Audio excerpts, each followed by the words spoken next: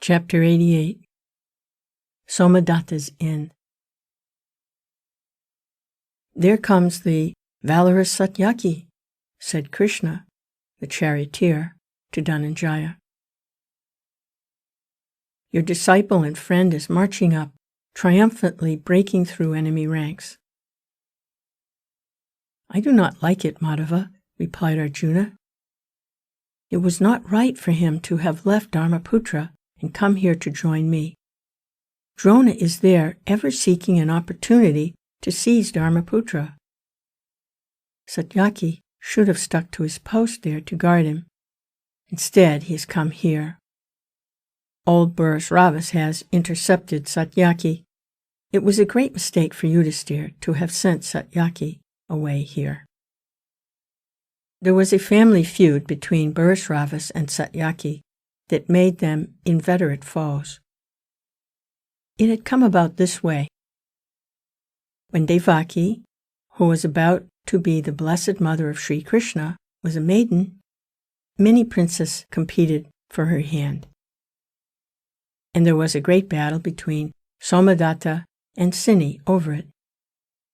Sini won, and on behalf of Vasudeva, he placed Devaki in his chariot and took her away. Since that incident, there was feud between the two clans, the Sini family and that of Somadatta. Satyaki was Sini's grandson. Bhurisravas was Somadatta's son. When they found themselves on opposite sides in the Kurukshetra battle, it was natural that, as soon as Bhurisravas saw Satyaki, the old warrior challenged Satyaki to battle. "O Satyaki," cried Bhurisravas, "I know you strut about thinking yourself a man of great powers. Here now, I have you in my power, and will presently finish you. Long have I sought for this meeting, like Indrajit destroyed Dasarath's son Lakshmana. You will die today, and go to the abode of Yama, gladdening the hearts of many a bereaved widow." Satyaki laughed. "Have you done with your vaunting?" he interrupted. "Words are not deeds, and do not frighten fighting men. Demonstrate your valor in action, and do not indulge in dry thunder, like autumn clouds." After exchange of words, the battle began, and the battle was as between two fierce lions. Their horses were killed, their bows were broken, and both were rendered chariotless. They were now standing on the ground, fighting with swords and shields, till their shields were hacked to bits and their swords broken. Then they were locked in a deadly embrace without weapons. They rolled together on the ground. They leaped up, and they sprang on each other. They fell down again, and so the battle went on for a long while. Partha's mind was, at the time, concentrated on Jayadratha's movements, and he did not watch this combat between Satyaki and the son of Somadatta. But his charioteer, Krishna, was deeply concerned about Satyaki's fate, for Krishna knew about their family feud. "Dhananjaya," said Krishna, "Satyaki is exhausted. Bhurisravas is going to kill him now." Still, Arjuna was following only Jayadratha's movements. "Satyaki, who came after an exhausting battle with the Kaurava forces, has been forced to accept Bhurisravas' challenge," said Krishna again. "It is a most unequal battle. Unless we help him, beloved Yuyudhan will be slain." Even as Krishna was saying this, Bhurisravas lifted Satyaki up and brought him crashing to the ground, and all the men around in the Kaurava army exclaimed, "Yudhan is dead." Again Krishna importuned, "Satyaki is lying almost dead on the field, the best among the Vrishni clan. One who came to help you is being killed before your eyes.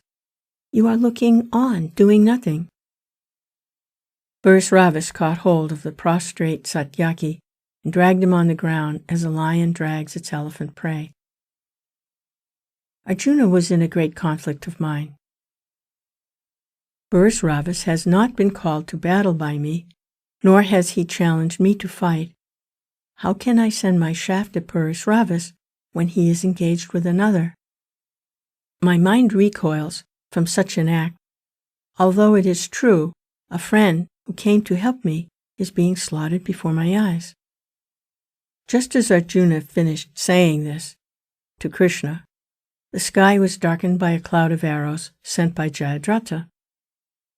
Arjuna replied with a shower of arrows, but he constantly turned with pain to see where Satyaki was in the mortal grip of Bhurisravas.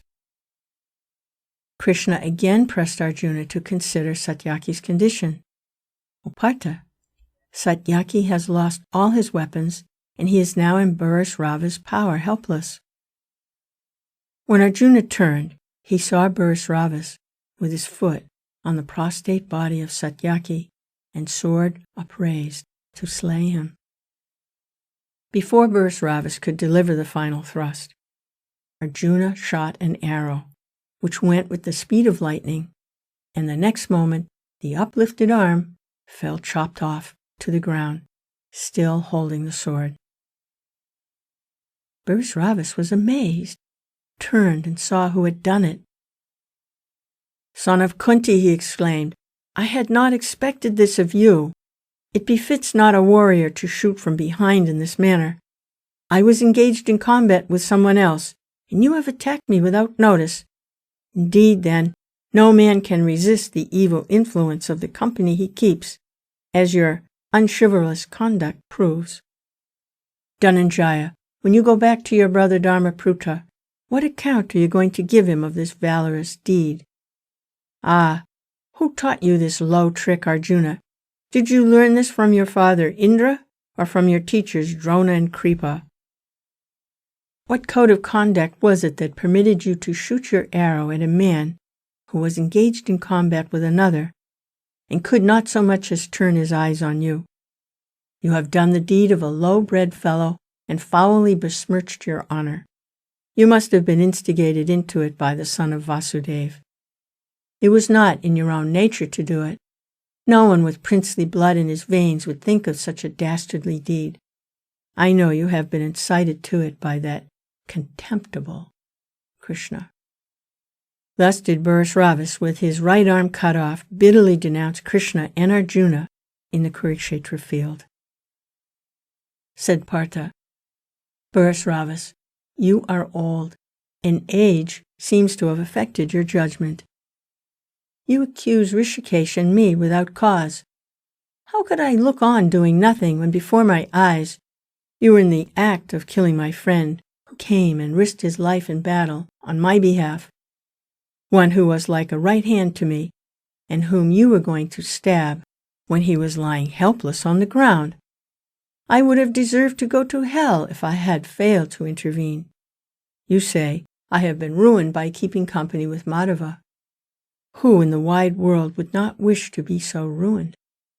You have spoken out of confused understanding. Satyaki, who was weary and exhausted when he came here, and who was inadequately armed, was challenged by you to give battle. You overcame him. Having been defeated, he lay on the ground powerless. What code of honor enabled you to raise your sword to thrust it into the body of the fallen warrior and slay him? Do I not remember how you cheered the man who killed my boy Abhimanyu when he stood staggering, exhausted and weaponless, his coat of armor torn off?" Bhurisravas, who heard this, did not answer, but spread his arrows on the ground with his left hand and made a seat for meditation. The old warrior sat in yoga, and the sight deeply moved all the Kaurava soldiers. They cheered Bhurisravas and uttered reproaches against Krishna and Arjuna. Arjuna spoke, "Brave men, I am sworn to protect every friend within bowshot of me, and I cannot let an enemy kill him. It is my sacred pledge. Why do you blame me? It is not right to hurl reproaches without due thought." After saying this to the warriors in the field who reproached him, he turned to Bhurisravas and said, "O excellent among brave men, you have protected many who have gone to you for help. You know that what has happened is due to your own error. There is no justice in blaming me. If you like, let us all blame the violence which governs Kshatriya life." Bhurisravas, who heard this, lowered his head in salutation. Satyaki now recovered consciousness and rose. Carried away by the impetuosity of his passion, he picked up a sword, and advancing to Bhurisravas, sitting in yoga on his seat of arrows, even when all around were shouting in horror, and before Krishna and Arjuna, who rushed to the spot, could prevent him. With one swift and powerful cut, he struck off the old warrior's head, which rolled down, while the body was still in the posture of meditation. The gods and the siddhas, who looked on from above the battlefield, uttered blessings on Bhurisravas. Everyone in the field condemned Satyaki's act. Satyaki maintained he was right, saying, "After I fell down senseless, this enemy of my family placed his foot on my prostrate figure and attempted to kill me. I may slay him in whatever posture he might choose to be." But none approved of his conduct. The slaying of Bhurisravas is one of the many situations of moral conflict woven into the story of the Mahabharata, to demonstrate that when hatred and anger have been roused, codes of honor and dharma are powerless to control them.